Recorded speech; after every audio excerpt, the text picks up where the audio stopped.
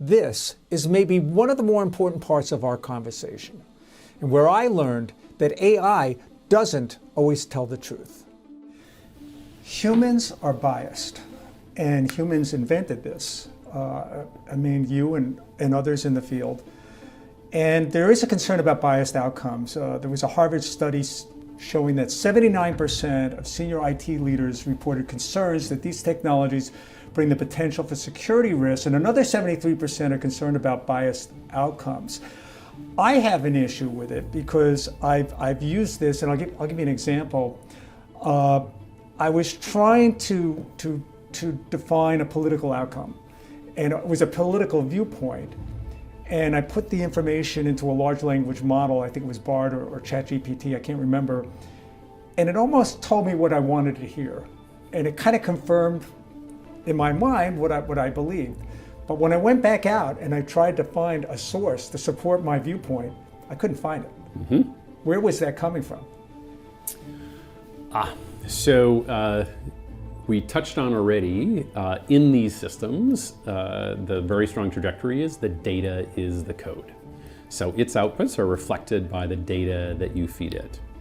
The concept that you're hinting towards there has been more broadly recognized and labeled hallucinations, where the systems, if you're sort of at the center of the model, generally provide pretty reasonable results.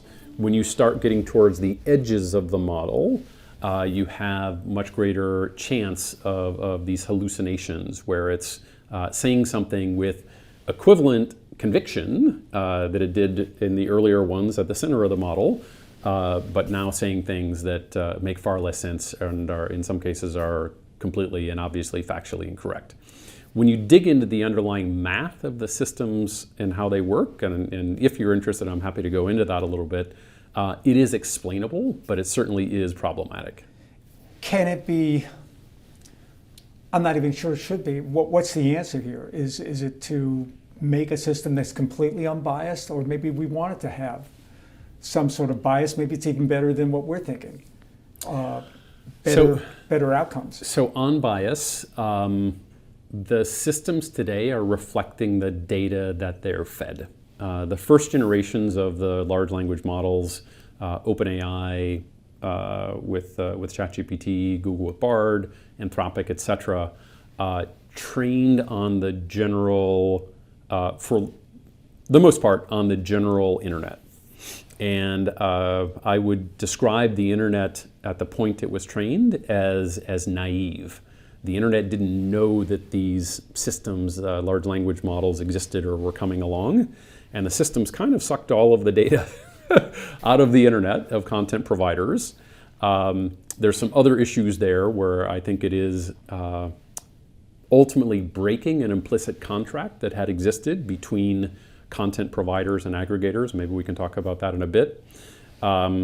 But these models were trained on the internet as it exists today. And the internet today is basically true, but there certainly are some exceptions of people already using the internet for misinformation or kind of expressing dogmatic views.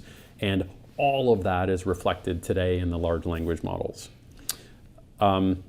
Maybe then specifically a little more on what exactly drives the phenomena of hallucinations, why you get them, is the large language models have an explicit element of how they work, a variable that in its responses adds an element of randomization or kind of going down the statistical probability tree, so it's not always returning the most obvious answer. And there's two reasons for that, two motivations for it. One is it makes the system seem more human and creative and organic. The other side, we hinted at this previously, is around kind of intellectual property and the position that the large language models providers are taking, which is positioning themselves under a fair use doctrine, which is they can use the data that's out and available on the internet, and they're using it for training, not using or misappropriating the data.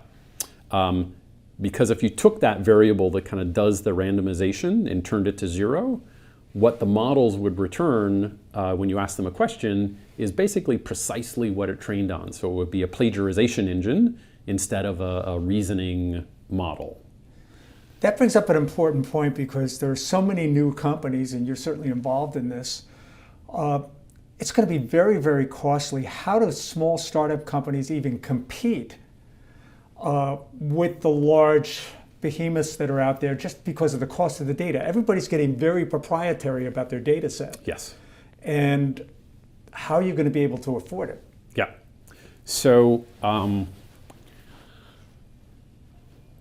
in our view, data is the strategic asset, and there's greater recognition of that after the launch of Chat GPT as the first one out the gate, and now the other large language models. We referred earlier to the naive internet, where the large language models came and kind of sucked out the data and trained their systems around it. With the launch of Chat GPT, now the internet is no longer naive.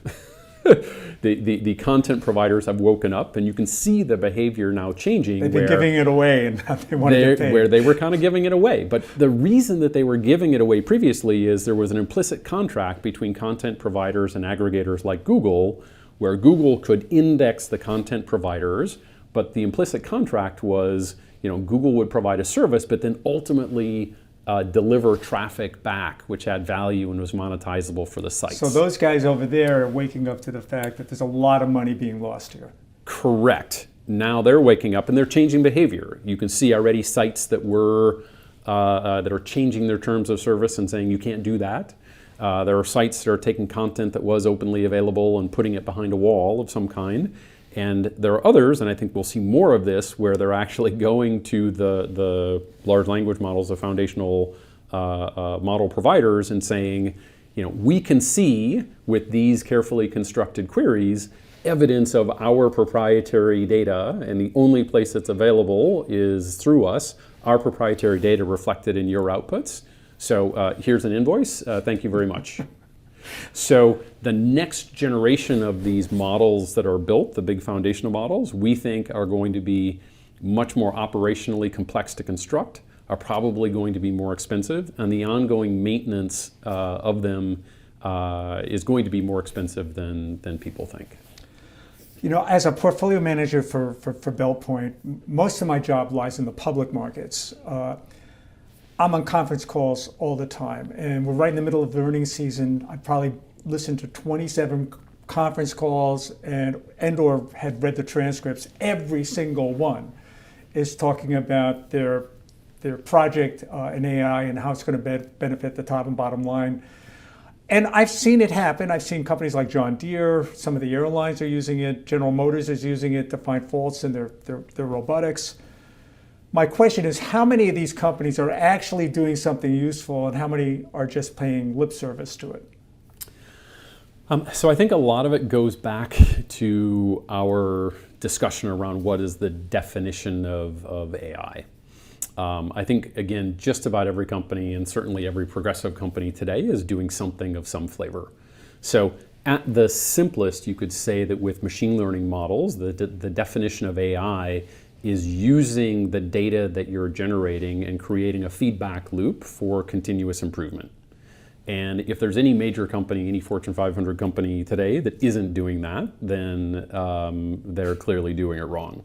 Where I'm a little bit more skeptical is on their use and applications of generative AI, kind of the latest chapter.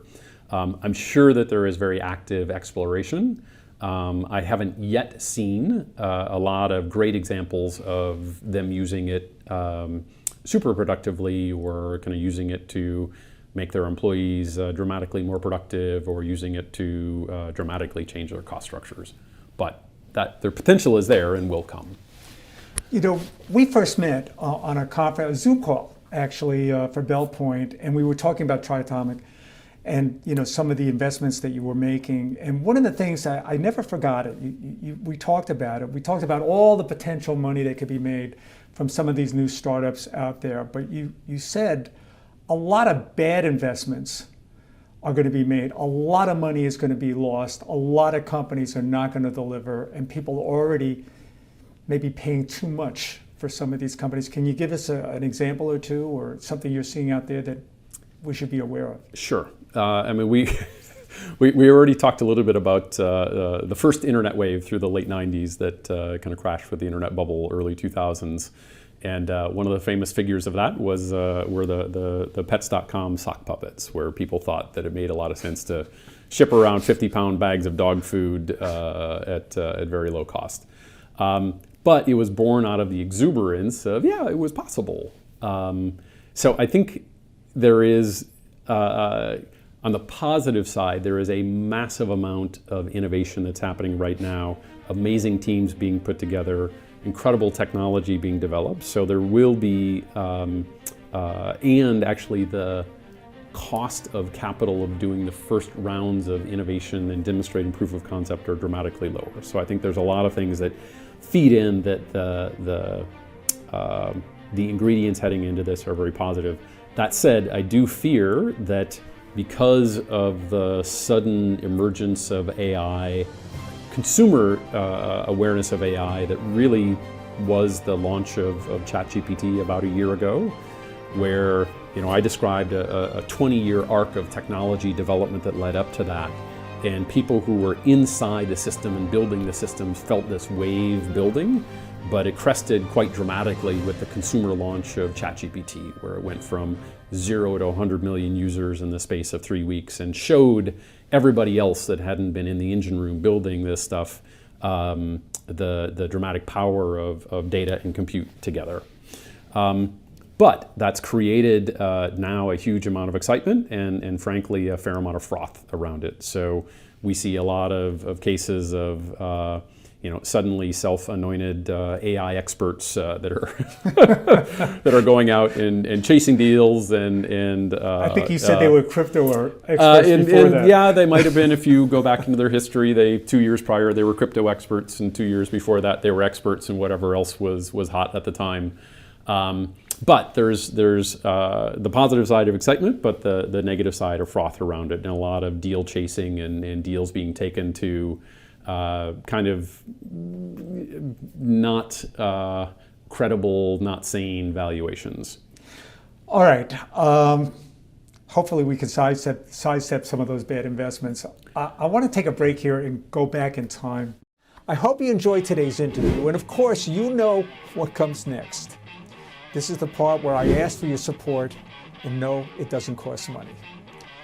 If you like today's podcast, hit subscribe and let us know what you think. Also, don't forget to visit me on Substack, where I publish my blog and research. You'll find articles, charts, audio, and video. Thanks for joining. I'm David Nelson.